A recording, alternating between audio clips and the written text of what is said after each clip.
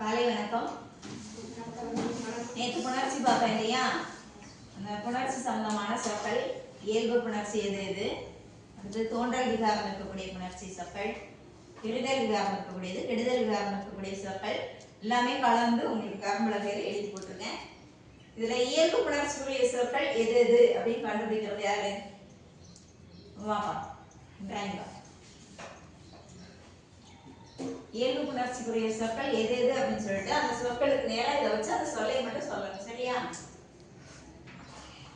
தாய்மொழி கடலலை தமிழன்னை. தாய்மொழி கடலலை தமிழன்னை மூன்றும் என்ன புணர்ச்சி? இயல்பு புணர்ச்சி. அடுத்தது விகார புணர்ச்சியில முதல்ல இருக்கக்கூடியது தோன்றல் விகாரம். தோன்றல் விகாரம் இருக்கக்கூடிய சொற்கள் எது எது யார் சொல்றது? துருவன் பாபா. வெள்ளரி பிஞ்சு, பள்ளிக்கூடம்,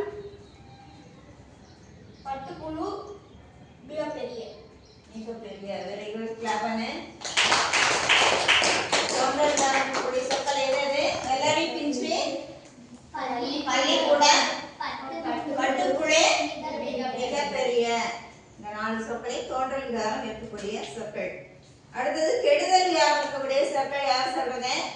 ஜனனிகா ஆவாங்க.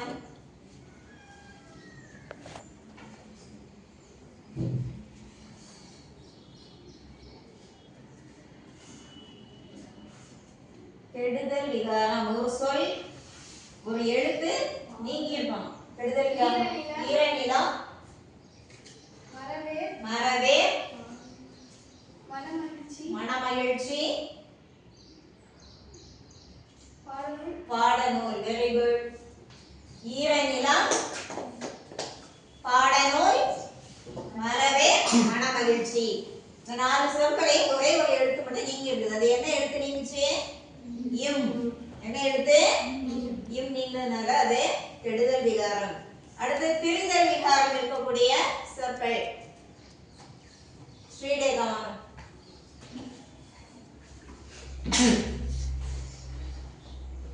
கடற்கரை, மட்பாண்டம், பற்பொடி, கச்சிலை, பச்சிலை, சொற்பொழிவு. திரிதல் விகாரம் இருக்கக்கூடிய சொற்கள் எது எது? கடற்கரை, மட்பாண்டம், பற்பொடி, கச்சிலை, சொற்பொழிவு. இந்த 5 சொற்களையும் திரிதல் விகாரம் இருக்காது.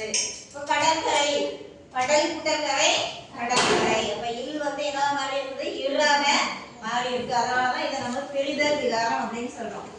இப்ப நல்லா புரிஞ்சுதா? Okay, well done. கிளாப்.